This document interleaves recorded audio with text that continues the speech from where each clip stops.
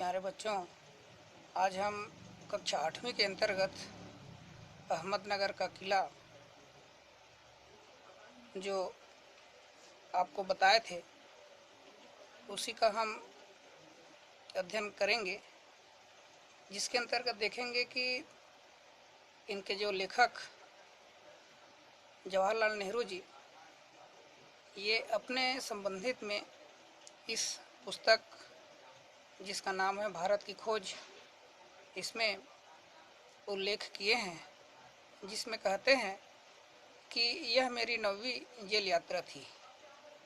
पंडित जवाहरलाल नेहरू जी, जो हमारे देश के प्रथम प्रधानमंत्री, वह कहते हैं कि हमें यहाँ 20 महीने से भी अधिक समय हो चुका था और जब हम वहाँ पहुँचे तो अंधियारे आकाश में झिलमिलाते दूज के चांद ने हमारा स्वागत किया। किसका स्वागत किया? लेखक का। कहाँ पर? अहमदनगर का किला में। और इस प्रकार से शुक्ल पक्ष का जो समय है वह शुरू हो गया। एक महीना जो होता है उसमें 15 दिन कृष्ण पक्ष और 15 दिन शुक्ल पक्ष, इस प्रकार से 2 पक्ष होता है, इसको पखवाड़ा के नाम से भी जानते हैं।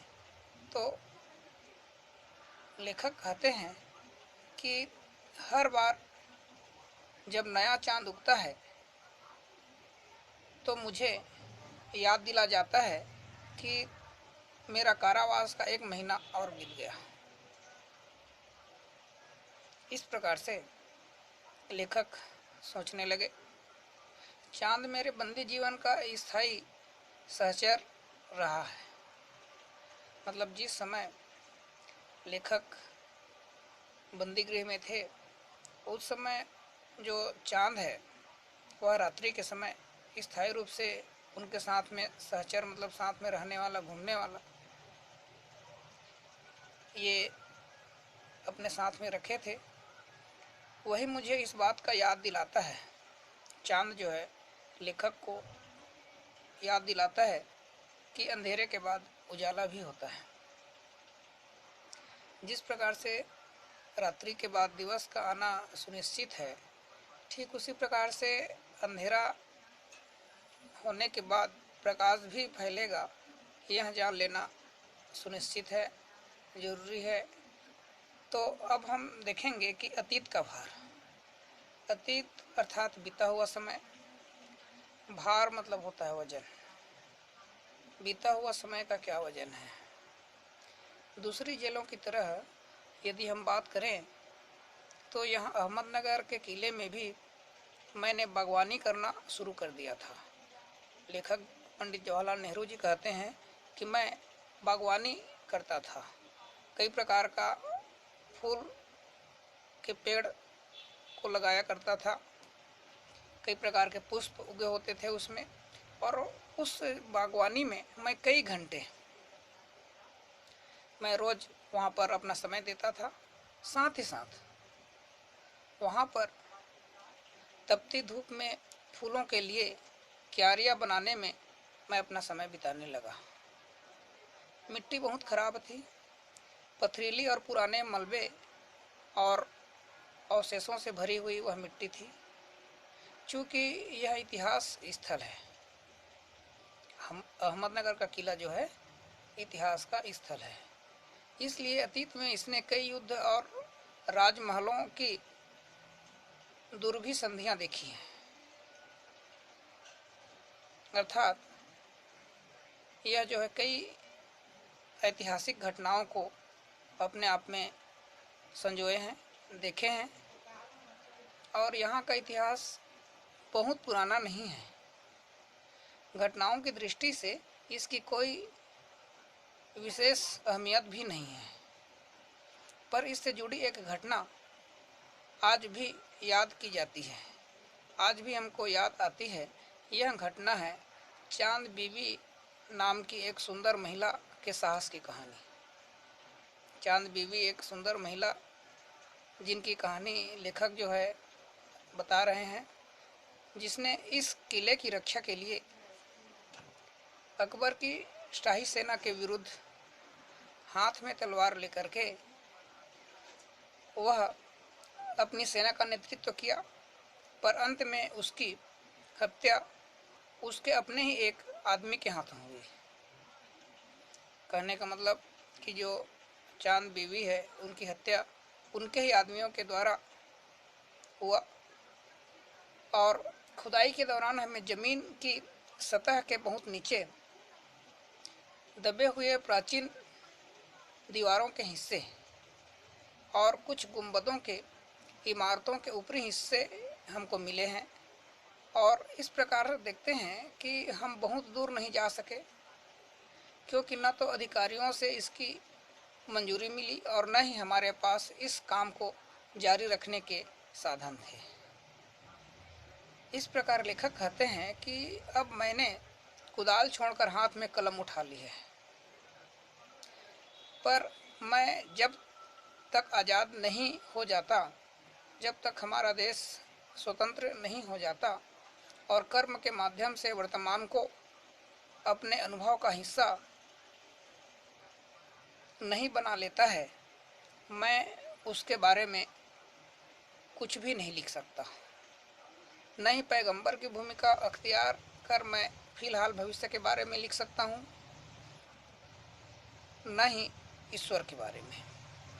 बचा रहता है अतीत, बचा रहता है भूतकाल, पर मैं उसके बारे में भी किसी इतिहासकार या विद्वान की तरह विद्वतापूर्ण शैली में नहीं लिख सकता। मैं पहले की ही तरह अपने आज के विचारों और क्रियाकलापों के साथ संबंध स्थापित करके ही उसके बारे में कुछ लिख सकता हूँ जो कि महत्वपूर्ण होगा। इस प्रकार से लेखक बतलाते हैं। और उसी प्रकार से गेटे ने एक बार कहा था कि इस तरह का इतिहास लेखन अतीत के भारी बोझ से एक सीमा तक राहत दिलाता है, एक निश्चित जो सीमा होगा वहाँ तक हमको राहत दिलाएगा। इसके बाद अब देखेंगे अतीत का दबाव। तो अतीत का दबाव के बारे में यदि हम कहें, अतीत मतलब बीता हुआ समय और दबाव का अर्थ होता है भार। दबाव मतलब बोझ। दबाव भला हो या बुरा, दोनों तरह अभिभूत करता है। कभी कभी यह दबाव दमघोटू होता है, खास तौर पर उन लोगों के लिए जिनकी जड़ें बहुत पुरानी सभ्यताओं में होती है, जो पुराने रीति रिवाज को मानने वाले होते हैं। मसलन भारत और चीन की सभ्यताएं।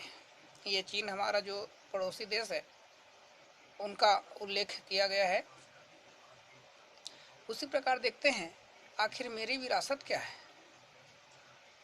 मैं किन बातों का उत्तराधिकारी हूँ और क्या उन सब का जिसे मानवता ने दसियों हजारों साल के दौरान हासिल किया है।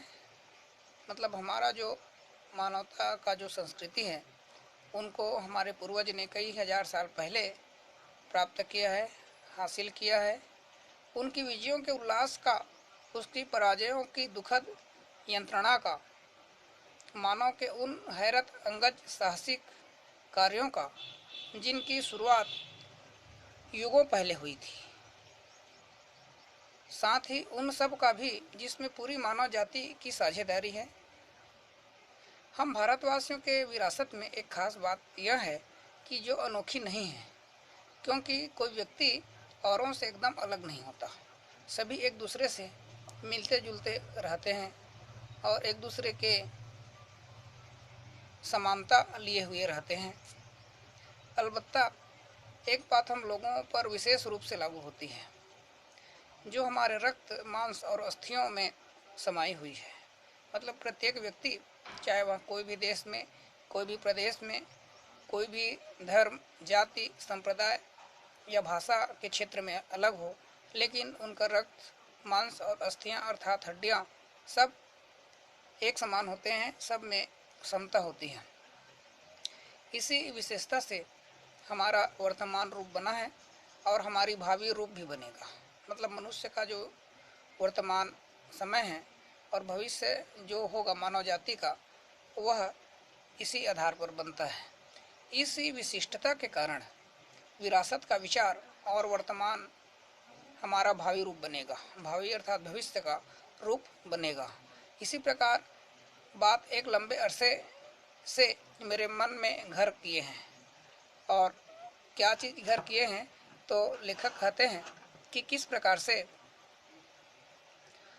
जब मैं किसी के बारे में लिखना चाहता हूँ, चाहे वह विषय की कठिनाई और जटिलता मुझे भयभीत करती हो, लेकिन मुझे लगता है कि मैं सतही तौर पर इसका स्पर्श ही कर सकता हूँ, अर्थात उनके बारे में मुझे ज़्यादा ज्ञान नहीं होने से मैं आगे आपको और कुछ नहीं बता सकता।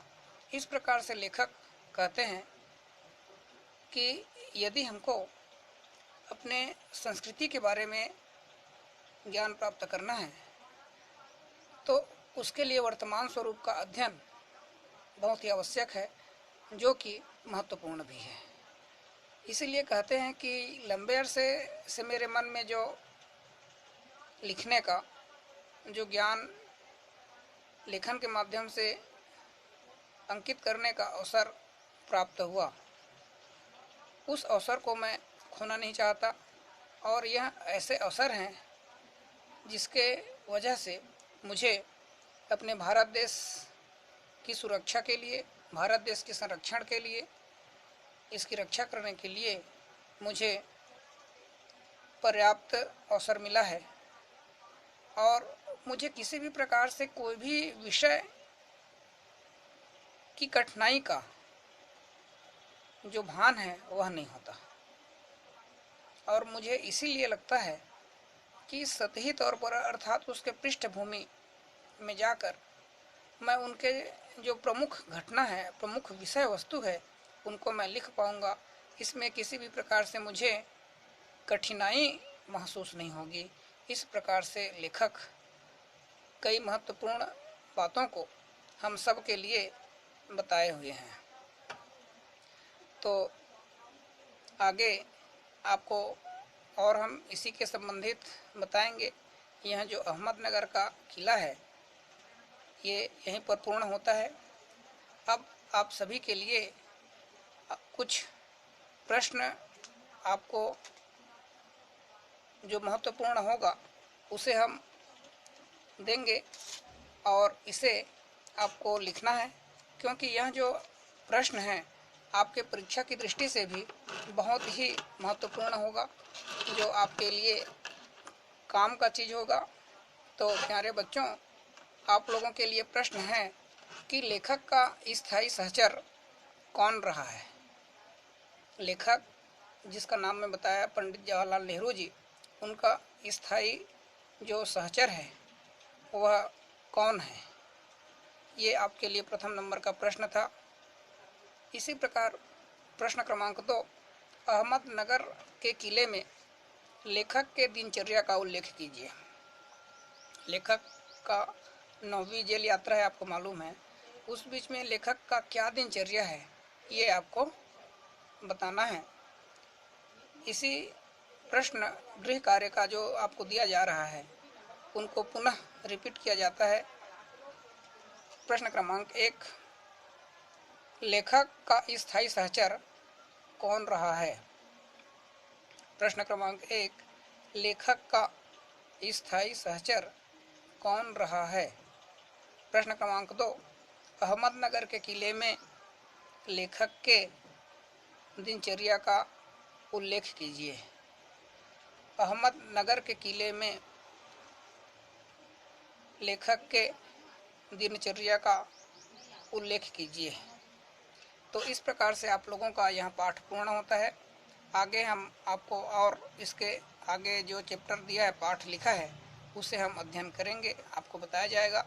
तब तक के लिए आप सभी को बहुत बहुत धन्यवाद।